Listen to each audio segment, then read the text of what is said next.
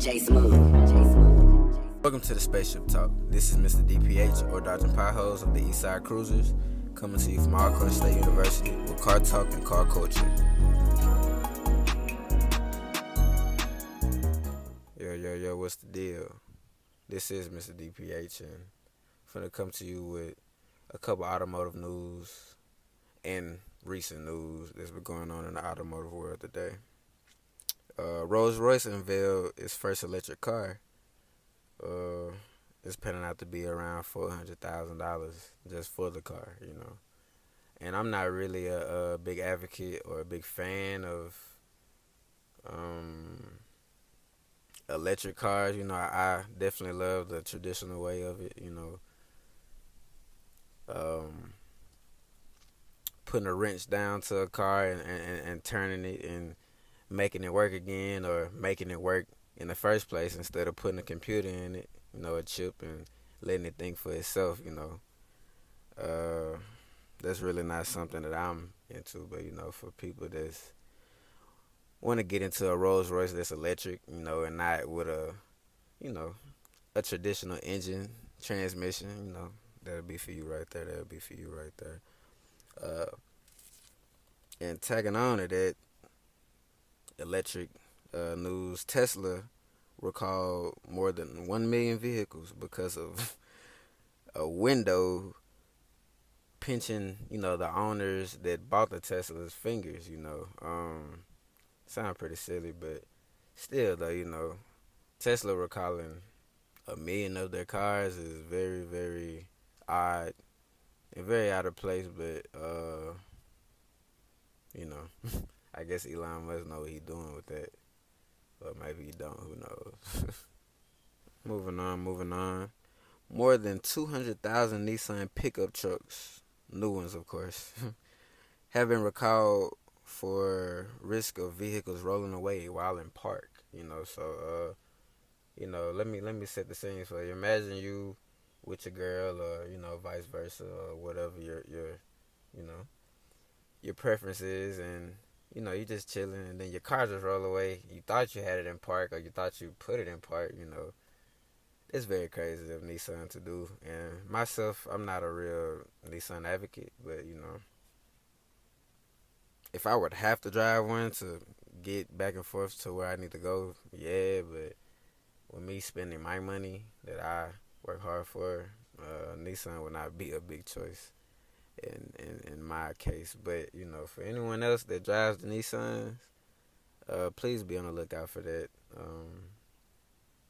And that's very crazy. Coming up for Toyota are to produce their future electric cars, and they're going to be powered by BYD batteries. BYD batteries, from China. For those who don't know, they are the first real high voltage battery that comes with a flexible and modular design with no cables inside at all. So a no cable battery, I'm guessing about a no cable battery. Yeah. Now we're going to take a trip in the spaceship to the car of the take. The car of the take today is the 1970 Buick Electra 225 four-door hardtop. The Buick Electra is a full-size electric car that was manufactured and marketed by Buick from 1959 to 1990. Its predecessor was the Buick Limited, manufactured from 1931 to 1942. And the successor of the car is the 1990 through 2012 Buick Park Avenue, which you have probably seen before. The Buick Electra had a convertible and pink version of the car called the Buick Flamingo, one of Buick's most infamous and luxurious cars ever made. The Flamingo had front seats that rotated around to the back seat so you can see who you see, which is one of the first vehicles that ever had this feature ever.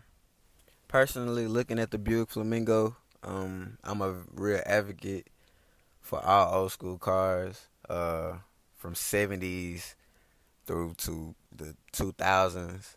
But I love the 70s body type, and it's kind of like a speed looking type car, but it's really not. It's all luxurious, and the engine that was in it definitely wasn't made for speed. It was made to last, which is all Buick engines. But My opinion on the car, it's definitely Mr. DPH, dodging potholes. It fits my criteria. I love the style of it, and I definitely love the convertible flamingo version of it. Definitely something I can cruise to, and me and my Eastside cruisers could cruise to or cruise with. And this is the car of the tape. Car bills you feel. This is Car Bills You Feel, and as you listening to this, I want you to think of a dream car build that you would want to put together in your own mind. But for Mr. DPH, my car build will start off with a 1985 Monte Carlo body with the Buick LeSabre 3800 V6 motor and a 6-speed transmission. The body of it, my color would be a not so bright orange with gold 18-inch Dayton rims.